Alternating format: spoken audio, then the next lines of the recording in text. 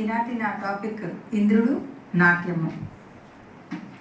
ఇంద్రుడు నాట్యము అనగానే మనందరికీ స్ఫురించేటువంటిది, నాట్యశాస్త్రంతో పరిచయం ఉన్న అందరికీ స్ఫురించేటువంటిది నాట్యోత్పత్తి కథలో ఇంద్రుడు వెళ్ళి బ్రహ్మదేవుని అడగడం, అలాగే కళాకారులను రక్షించడం, అలాగే నిర్విఘ్న నాట్య ప్రదర్శన కొనసాగించడానికి ఇంద్రుడు జర్జర ప్రయోగాన్ని చేయడం, రంగమంటప పరిరక్షణ, నాట్యమంటప నిర్మాణం.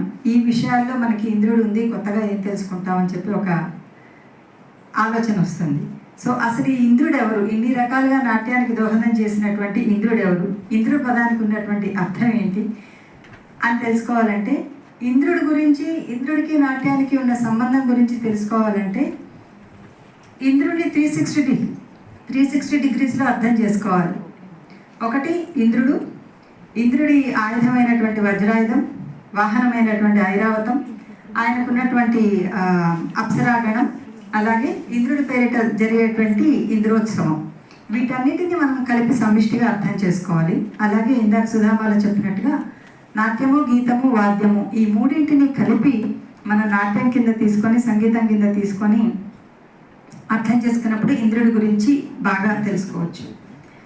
దేవానాం అస్మి వాసవ అంటే దేవతల్లో నేను ఇంద్రుడి వంటి వాడిని అని చెప్పి భగవద్గీతలో అర్జునుడితోటి శ్రీకృష్ణుడు పేర్కొంటాడు.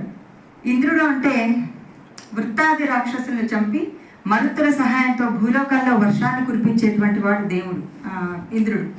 యస్క మహాముని రచించినటువంటి నిరుక్తంలో ఇంద్రుడి ఆజ్ఞ చేత వరుణుడు వర్షాలు కురిపిస్తున్నాడని, ఆ వర్షాల మీద ఆధారపడి ప్రాణకోటికి ఆహారం లభించి వారు జీవిస్తున్నారని, వర్షాన్ని నియంత్రించేటువంటి వాడు ఇంద్రుడని, ఆయన అమిత శక్తివంతుడని, పరాక్రమవంతుడని, తన వజ్రాయుధంతో అసురులందరినీ కూడా సంహరించేటువంటి వాడని, ఇలా రకరకాలైనటువంటి అర్థాలు మనకి కనిపిస్తూ ఉంటాయి.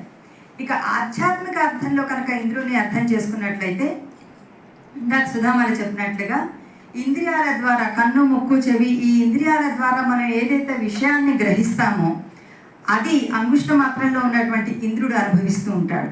అందుకే మనకి క్రీడనీయకం ఇచ్చాము అన్నటువంటిది ఇదే దృక్పథంతో వచ్చింది.